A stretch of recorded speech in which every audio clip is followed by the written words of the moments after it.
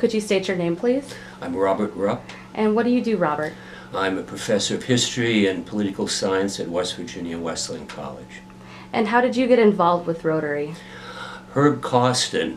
I came to Buckhannon in 1989, and Herb Costin brought me that year to a Rotary meeting, and I enjoyed it and wanted to participate, and by the 1990s I found myself as president.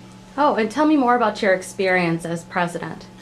I think the importance of my presidency was, first of all, we had just transferred from fundraiser. At one time, Rotary sponsored the July 4th fireworks, trying to find out ways to raise money that we could use in the community.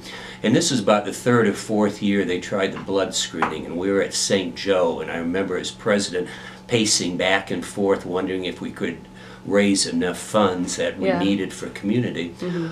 And now it's become such a standard, institutionalized, that I'm sure future presidents don't have to pace up and back like I had. Do you have any other memories or events that you would like to share with us? Well, I think what's important is during my, first of all, as president, before you become president, you have to be on council, which means you're going to a monthly meeting with other Rotarians to figure out how this organization will continue. And usually staff meetings, organization meetings are time-consuming and not beneficial.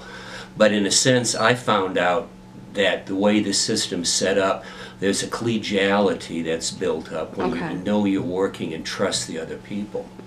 In terms of my term as presidency, I can say this: there was never one time that any Rotarian turned down a request from me to help the organization. And I think that kind of participation, positive participation, is really resonates throughout the entire organization. And so when you're not in Rotary and when you're not at the college here, what do you do in your spare time?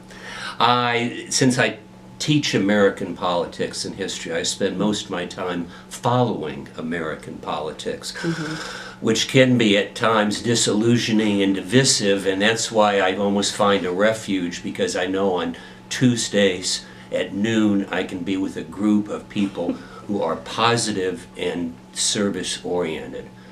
And I think that's what I see by Rotary. That is kind of an oasis in the week when you get to sit down with people you trust and people who are joined. It's not a question of me, it's a question of us and the community.